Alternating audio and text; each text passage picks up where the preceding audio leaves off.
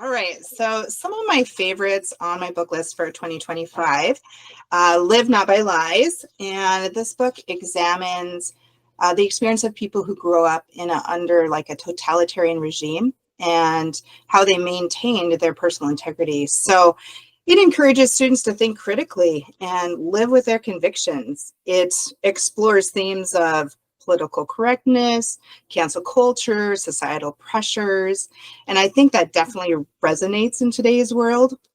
And what I love about it, it also highlights the strength of faith in times of societal upheaval and how faith can be our anchor. So I feel like it's extremely relevant in today's world. So that's this is probably my absolute favorite. This is a book, How to Win Friends and Influence People. I think this is a must read pretty much for everyone. And this book emphasizes the importance of effective communications and how to make lasting, meaningful relationships with others. It puts an emphasis on grace and understanding others, how to handle disagreements. And I feel like much of this book is based on biblical ideas, even though he doesn't put scripture within the book. And I feel like this is so relevant for students, and they can carry it into their workplace. They can carry it into their meetings with others during their day. So this is like a tool for relationships. And I think we all need it, actually. This book, Hinds' Feet and Hinds on High Places, this is an allegory. And this is just a really good book that provides good writing for our students to read. And it talks about facing difficulties in order to grow. And so it follows the journey of Much Afraid, who has to overcome personal struggles and emotional challenges. And I feel like it reminds students that we can have hope and trust in the Lord during these journeys. We will face tough times. We will face circumstances that are uncomfortable, but we have to realize that God is always present. And so just a must read for kids. I think they'll enjoy it. It's one of those easy read for kids. They'll pick it up. They won't want to put it back down. Behind Rebel Lines, this is a book that is in our American government class.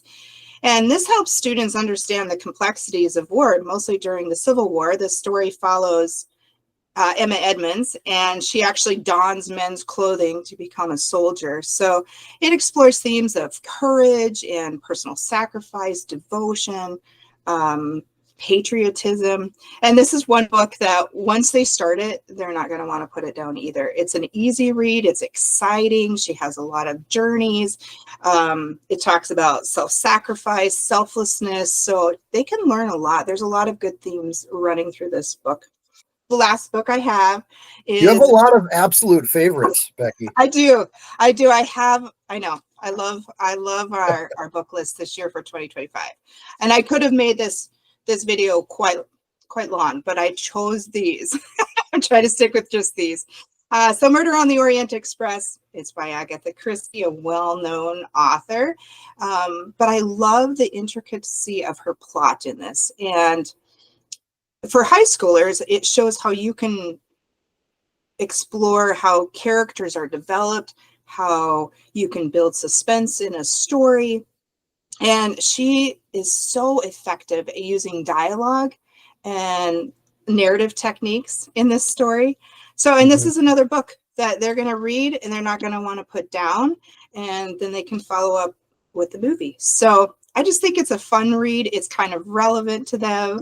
They'll enjoy it. So I think it's another one of my favorites. You said you're really excited about the book list for 2025. As a whole, why is that? So as a whole, our book list, it covers all these different genres. It covers mystery. This is Murder on the Orient Express is a mystery genre. It covers horror with Edgar Allan Poe. It covers The Old Man and the Sea. That's just a great book to read. So I love how it's introducing kids to this wide array of books, of must-read books. And so I think it just makes them a very well-rounded. And it's ending with God's will, God's best, which is, so what about you?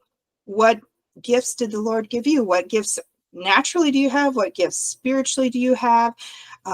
how can you use these gifts for the Lord? So I just think it's making them a very well-rounded individual.